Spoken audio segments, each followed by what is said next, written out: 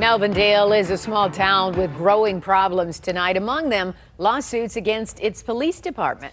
That's right. Without any of the cases being settled, they're already coming at a cost to taxpayers and driving insurance companies away. Tonight, 7 investigator Ross Jones is revealing how it's all impacting the city's bottom line. There's one police officer that seems to have a hostage other police officers in Melvindale, up and including the chief of police. David Robinson spent 13 years working for the police and the rest of his career suing them. Today, as an attorney specializing in police misconduct cases, he has 2 lawsuits against the same officer in Melvindale, Lieutenant Matthew Furman. This guy has gotten away with things over and over again. Hands behind your back! You do it. He got me! The first lawsuit was brought on behalf of Drakkar Williams, who said Furman repeatedly tased him following a traffic stop last year. You stop moving! And then Robinson sued Furman on behalf of Alicia Cook, a mother who was sitting in a school parking lot with her daughters when Furman stopped her over an expired tab and then tased her too. Furman mocked and taunted her after he tased her. You made me afraid for my safety.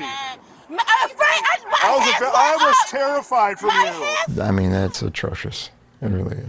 When you look at these videos of the conduct that took place by some of these officers, it's reprehensible. And while the city has been on the receiving end of a number of lawsuits recently, it was a sharp uptick in police misconduct claims that had the attention of city officials at a recent council meeting.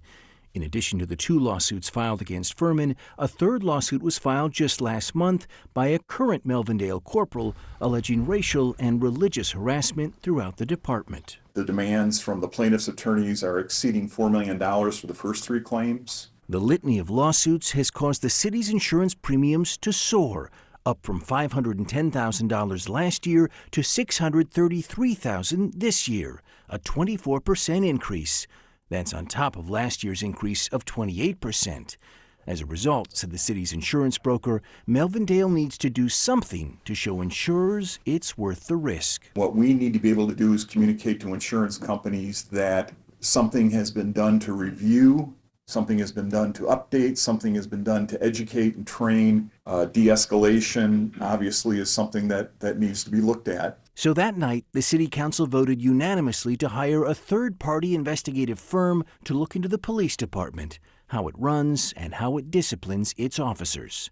Chief Robert Canale was at the meeting, welcoming the probe and promising a tighter ship going forward. I haven't had the ability to hold people, officers, accountable for what's going on. On the job for just over a year, Canale said the understaffed agency was dealt crisis after crisis since he took over, from responding to multiple train derailments last May, to an officer being shot and killed in July, to his own cancer diagnosis back in December. The chief's received treatment and is now back to work, he says, and insists things will be different going forward. I am going to take control. People are going to be written up. Furman, for his part, remains on paid administrative leave while the Wayne County prosecutor reviews a warrant request following the tasing of Drakkar Williams. Our citizens deserve better, and the financial ruin the city could face as a result of inaction is simply not appropriate. We can't take that risk.